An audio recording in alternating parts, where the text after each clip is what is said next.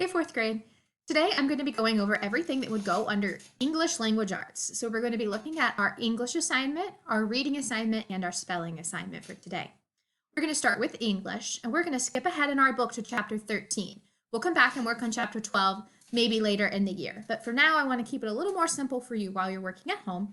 And you're going to be starting chapter 13 about adjectives and adverbs. Today's assignment is to do pages 237 to 238. So today's lesson is going to start by looking at adjectives.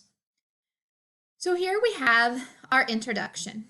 I'm going to give you a little story and I want you to think about some questions that I'm going to have. I want you to pretend that you are trying to find a missing dog.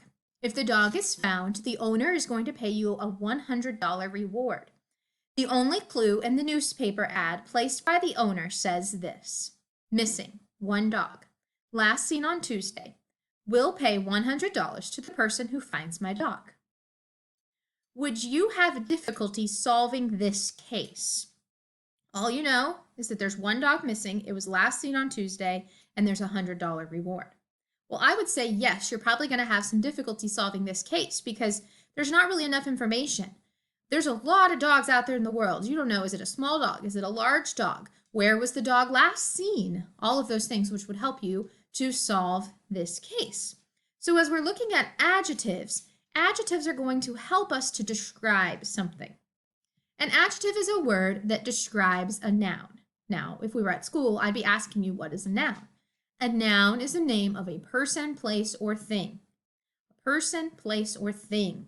And adjectives are words that describe that. They tell us more information about the noun.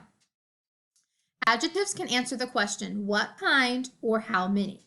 So if I think of the noun person, and let's think of a specific person, we could use teacher. I could say, what kind of teacher? Or how many teachers? And those answers you would give me would be an adjective describing teacher. If we think of dog, we could say, what kind of dog? Or how many dogs? And those answers would be adjectives. Adjectives often come before the noun they describe in the sentence. So in this sentence, deserts do not receive much rain. The word much is the adjective telling us how much rain. Now sometimes adjectives come after the noun that they describe. These adjectives follow linking verbs and describe the subject of the sentence. Am, is, are, was, were. Those are linking verbs. Am, is, are, was, were. So as you're reading a sentence like this one, the Sahara Desert is hot. We have the linking verb is, we have the noun Sahara Desert, and we could say that the Sahara Desert is what? It is hot. And so hot would be a predicate adjective. Predicate adjective, we talked about that way at the beginning of the year. Predicate adjectives are adjectives that describe the subject when we have a linking verb. We could say the Sahara Desert equals hot. And you can put equals in place of that linking verb and it'll help you see what is connected together there. Now when we're diagramming an adjective that comes before a noun, we're going to put a slanted line right underneath the noun. So here we have our subject spot and our verb spot and our adjective spot. If you're going to diagram a predicate adjective, it goes after the linking verb. So here we would have subject, linking verb, slanted line, predicate adjective. So we would have Sahara Desert is hot. So let's work through this first page together. So if you take your page right now, 237 from your English book, and we're going to look through the guided practice section. The first section directions say, circle the adjective that describes each underlined noun. Decide whether this adjective tells what kind or how many, and then circle the correct answer. So number 1 says, some deserts are near the mountains. Well, we need to circle the adjective, some, tells us how many deserts. How many deserts are near the mountains? Well, some are. Number 2, mountains keep rain away from the hot desert. So we look at the word that goes before desert, hot. Hot tells us what kind of desert. Number 3 says, strong wind forms dunes in deserts. Well, look at wind, look at the adjective that comes right before it. So we have strong, And then strong wind, that tells us what kind of wind. For directions for the second section, it says circle the 6 adjectives that tell what kind or how many. Underline the noun that each adjective describes. So here we have to find both the word, the noun, and the adjective. Deserts have dry climates. Well, desert is a noun, but there's nothing that comes before it. We don't have a linking verb. Am, is, are, was, were. Those are linking verbs. We do have a noun, climate. And we have what kind of climate? A dry climate. So dry is our adjective and climates is our noun. Number 5, hot deserts have temperatures of over 100 degrees. Well, what kind of deserts are they? Hot deserts. So hot is our adjective and deserts is our noun. Ooh, look, we have another one. How many degrees? 100 degrees, 100 degrees. Now, number 6 says cold deserts receive snow instead of rain. Well, what kind of deserts? Cold deserts. So circle cold and underline deserts. Number 7, 8 deserts in the world are cold deserts. Well, how many deserts? 8. So circle 8, underline deserts. But wait, what kind of deserts are they?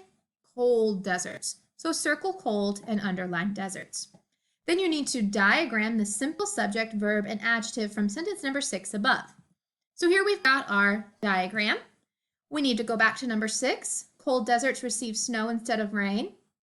We look for our verb, which would be receive, something that's an action. It can be done. You can receive something. And who or what can receive? Deserts can receive. And then what kind of deserts were they? Cold deserts. Make sure you've got cold capitalized because that's the beginning of the sentence. So that gets capitalized. Subject spot, verb spot, adjective spot. Now you're going to do a lot of those same things on your own on the back of this page, 236. Circle the adjective, circle the question. Second section, underline the noun, circle the adjectives. 2 of them, though, are predicate adjectives, so the adjective is not going to come right before the noun. It comes after the linking verb. Then you've got 4 sentences to diagram. And then you need to write 2 sentences that describe this picture here of desert wildflowers and circle the adjectives in your sentence. Now, you can go ahead and pause this video and complete those pages, or you can continue listening. We're going to go on and we're going to look at our reading assignment. So for today's reading assignment, we're going to be starting the story, My Prairie Year.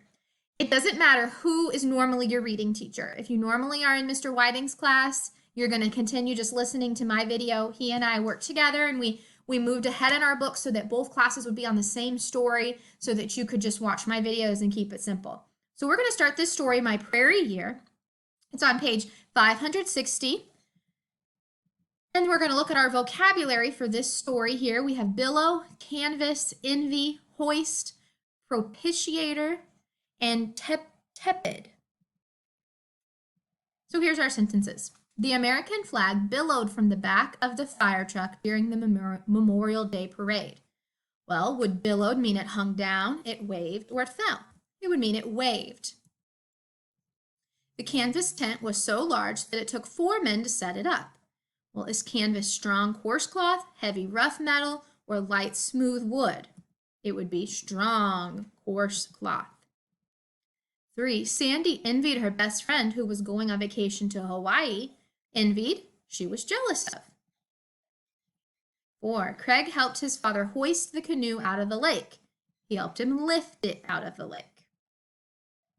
Number 5, the store was closed on the 4th of July because the propitiator wanted his employees to spend the day with their families. That would be the owner. He closed the store. The owner does that.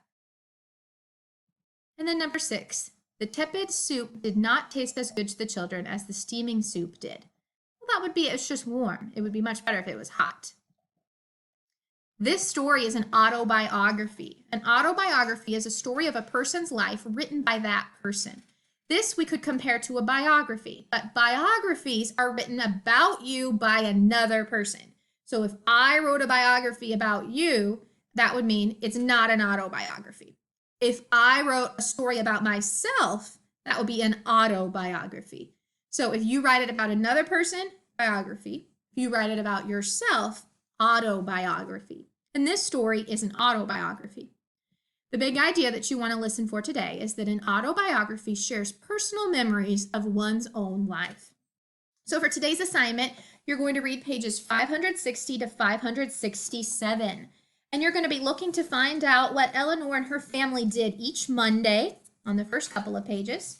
Then you're going to be looking for what Eleanor did on the remaining days of each week. So what she do on Monday and then what she do on the other days of the week. Then you're going to use your workbook and you're going to go to page 219. And you're going to do 219 to 220. You're going to be deciding whether something is describing an autobiography or biography. You're going to match some descriptive words to just plain old boring words. You're going to answer a couple of questions about the story. Then on the back, you're going to use these vocabulary words and write them in the sentence where they would belong.